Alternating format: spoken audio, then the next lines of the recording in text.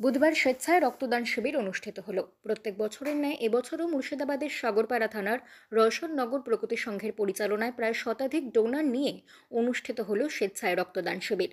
এদিনের এই রক্তদান শিবিরে উপস্থিত ছিলেন সাদেখান দেয়ার গ্রামীণ হাসপাতালের বিএমওএইচ ওয়াসিম রেজা, চলঙ্গি পঞ্চায়েত সমিতির সভাপতি কবিরুল ইসলাম, প্রাক্তন শিক্ষক নবিরুদ্দিন আহমেদ সহ প্রগতি সংঘের একাধিক কর্মকর্তা এবং সদস্যবৃন্দরা।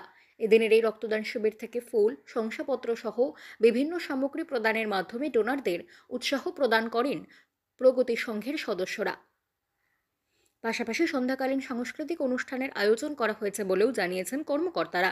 সেই সঙ্গে প্রায় শতাধিক দুস্থ অসহায় পরিবারের হাতে শীত বস্ত্র তুলে দেন প্রগতি সংঘের সদস্যরা। আর এ নিয়েই খুশির হাওয়া এলাকা জুড়ে।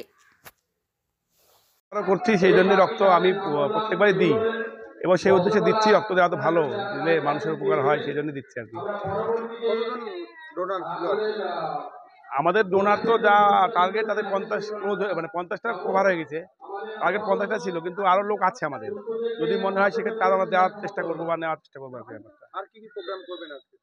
আজকে দুস্থদের বস্ত্র বিতরণ অনুষ্ঠান আছে। তাছাড়া আমাদের একটা বিনোদনমূলক একটা অনুষ্ঠানও রাখা হয়েছে সন্ধ্যের দিকে। কত বছর ধরে চলছে? তো এটা প্রায় 19 বছর ধরে চলছে আর কি।